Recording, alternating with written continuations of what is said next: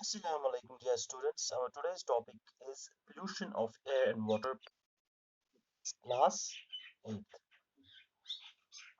In the last session, we were reading about the harmful effects of air pollution on non-living components. And in that, we read about the effects of air pollution on Taj Mahal. How the white marble, which the Taj Mahal is made of, up of, has been corroded and has changed from white to the yellowish. And we can say it has the discoloration of the white marble or the marble cancer of the Taj Mahal has occurred. Now today we'll be taking up another important topic, that is greenhouse effect. Greenhouse effect. What is greenhouse effect and why is it called greenhouse effect? Greenhouse, सभी लोगों ने देखा भी होगा या सुना भी होगा। ग्रीन हाउस हम यूजुअली नर्सरीज में होता है या कोई अपने फील्ड्स में भी लगाता है सब्जी उगाने के लिए मोस्टली। ये क्या काम करता है? ये एक स्ट्रक्चर होता है जिसके ऊपर पॉलिथीन या शीशा ग्लास लगा हुआ होता है। वो क्या काम करता है? जब सन की रेज अंदर आती है तो उसको ट्रैप करके उसको बाहर नहीं जाने देता। तो अंदर का जो टेम्परेचर होता है उस हाउस का, वो बढ़ जाता है और हमारी सब्जियां जो है हम विंटर्स में भी उनका लुत्फ उठा सकते हैं, क्योंकि वो अंदर हीट ट्रैप करता है। बाहर अगर सर्दी भी हो, टेम्परेचर बहुत कम भी हो, तो अंदर टेम्परेचर नॉर्मल रहता है, अच्छा टेम्परेचर रहता है, जो बाहर की टेम्परेचर से अच्छा टेम्परेचर रहता है, जिसमें हमारी सब्जियां या कोई और चीज हम उगाना चाहते हैं वो उग जाए। इसी पे इस जो इफेक्ट है, जो ग्रीन जो एटमॉस्फेयर में होता है, इसका नाम रखा गया है green house effect. What actually green house effect is, ये है इट्स फिनोमिनन। ये वो फिनोमिना है जिसमें अर्थ सरफेस क्या हो जाती है? गर्म। अर्थ की सरफेस गर्म हो जाती है। किससे हो जाती है? ड्यू टू जो रेडिएशंस आती है, कहाँ से? सन से। सन से जो रेडिएशंस आती है वो, उसकी वजह से जो अर्थ का गर्म होना है, that's known as green house effect. It's, हम ये लिख सकते हैं, it's a phenomenon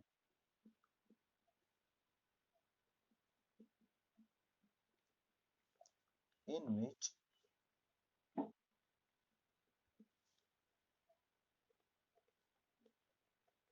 earth's surface is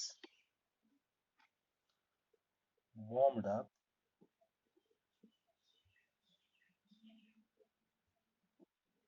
due to incoming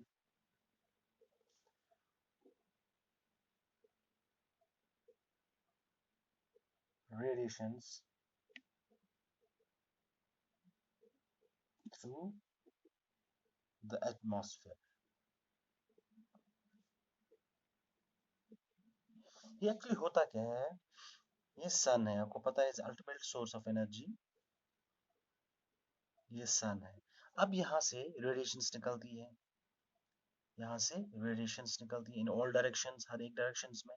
ये हम ले लेंगे this earth, this our earth. अब क्या होता है, जब रेडिएशंस अर्थ पे आती हैं तो आधी रेडिएशंस जो है वो एब्जॉर्ब हो जाती है और आधी रिफ्लेक्ट बैक हो जाती है। आधी एब्जॉर्ब हो जाएंगी, दे विल बी एब्जॉर्ब्ड, और आधी रिफ्लेक्ट हो जाएंगी back, they will be reflected back. जब ये रिफ्लेक्ट बैक हो जाती है तो यहाँ पे जो हमारा इन्वायरमेंट है, इनमें कुछ गैसेस होते हैं, वो इस एनर्जी को ट्रैप करते हैं। जो रेडिएशंस यहाँ से चली गई वो उसको ट्रैप करते हैं। जब ट्रैप किया तो उसकी वजह से जो अर्थ का टेम्परेचर है वो और इंक्रीज हो जाता है। एक तो एब्जॉर्ब जो हो गया, यहाँ पे जो रेडिएशन एब्जॉर्ब होगी, इससे अर्थ का टेम्परेचर इंक्रीज हो जाएगा।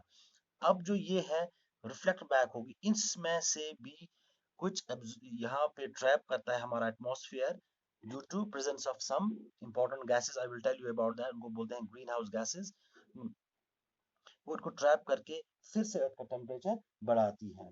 जो ये रिफ्लेक्टेड, जो रिफ्लेक्ट हो गई 26% जो वहां से एनर्जी आती है, 26% क्या होता है, they are reflected to atmosphere, reflected to atmosphere. अब इसमें से क्या है, 19% जो है, वो जो 90% है, 90% कौन को उसको एब्जॉर्ब करता है, absorb by, they are absorb by atmosphere and clouds.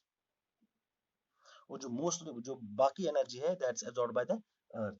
अब क्या होता है, जब कोई चीज, अगर आप बाहर जाओगे, आप गर्मी में अपने पार्क में जाओगे या अपने आंगन में जाओगे या किसी ग्राउंड में जाओगे, तो आप धूप के नीचे रहोगे, तो आपकी बॉडी का टेम्परेचर इंक्रीज हो जाएगा, आपकी बॉडी का टेम्परेचर इंक्रीज हो जाएगा। ऐसी जब भी कोई चीज अर्थ पे होती है, उसकी जब हीट वो पकड़ लेता है, उसकी उसका जो टेम्परेचर है, बॉडी गेट्स हीटेड अप। अभी हीट से जो वो, अब रेडिएशंस हम भी रिफ्लेक्ट करते हैं, अगर हम इंसान हैं, हम कोई अब कुछ एब्जॉर्ब करेंगे तो आधा रिफ्लेक्ट बैक करेंगे, हम 100% एब्जॉर्ब नहीं करते।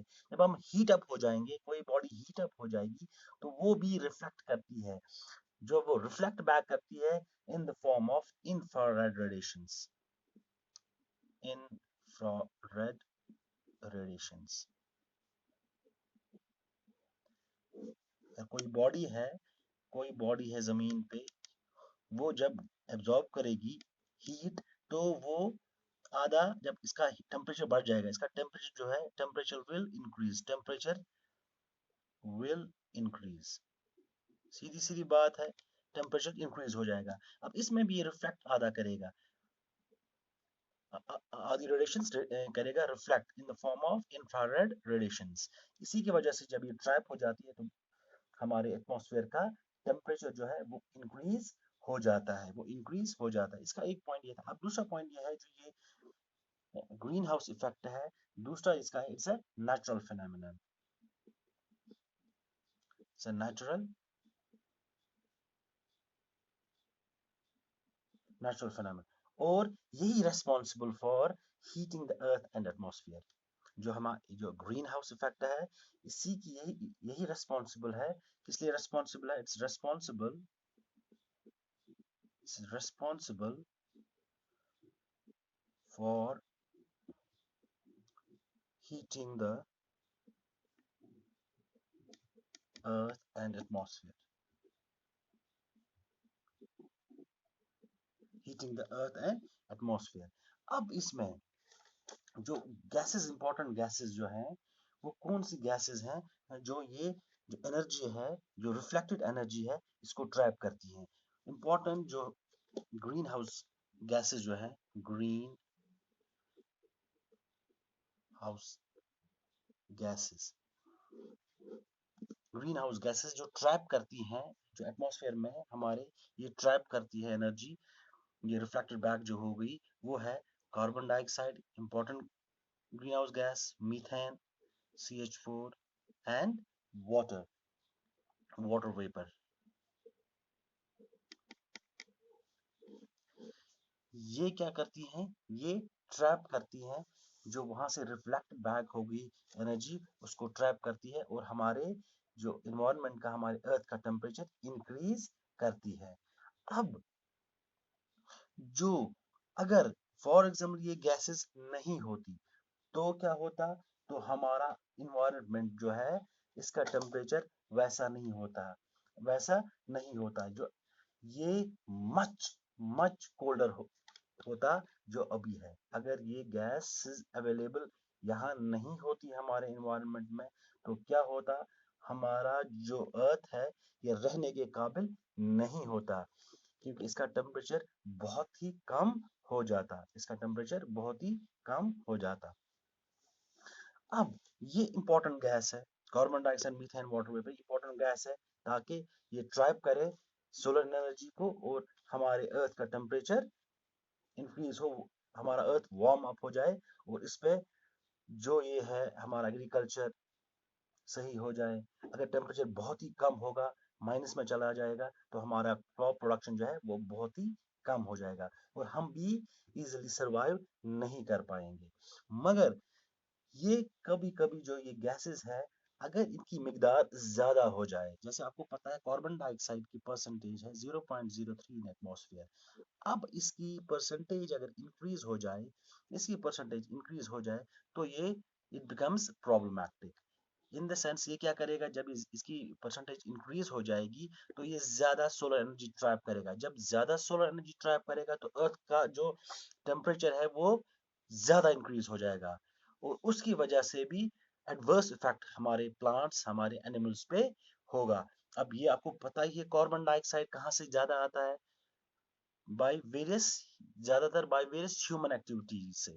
जैसे हम फॉसल फ्यूल्स जलाते हैं, कोल, पेट्रोलियम, या वोल्केनिक इरप्शन से, नेचुरल प्रोसेस से, उससे कार्बन डाइऑक्साइड क्या हो जाता है? इंक्रीज हो जाता है। उससे क्या है? It's a threat to our earth, it's a threat to our earth. अब इनको जो ग्रीन हाउस गैसेस हैं, इनको क्या करना है? अगर ये इंक्रीज हो जाएंगी ज्यादा ज्यादा, तो वो हमारे अर्थ का टेम्परेचर इंक्रीज हो जाएगा। उसको that is called as global warming, उसको कहेंगे हम ग्लोबल वार्मिंग। अब ग्लोबल वार्मिंग से, इससे भी बहुत सारे इफेक्ट्स इंशाल्लाह होते हैं। इससे ये इंशाल्लाह हम ये टॉपिक जो ग्लोबल वार्मिंग है, ये इंशाल्लाह हम कल पढ़ेंगे। तो हमें क्या कोशिश करनी है? We have to limit the green house gases, जो इनकी production, we have to limit them. उनको जो बेतहाशा जो ग्रीन हाउस गैसेस हमारे एटमॉस्फेयर में, एनवायरनमेंट में आ रहे हैं, उनको लिमिट करने की कोशिश करनी है। इंशाल्लाह वो हम कल ग्लोबल वार्मिंग में पढ़ेंगे। That's all for today.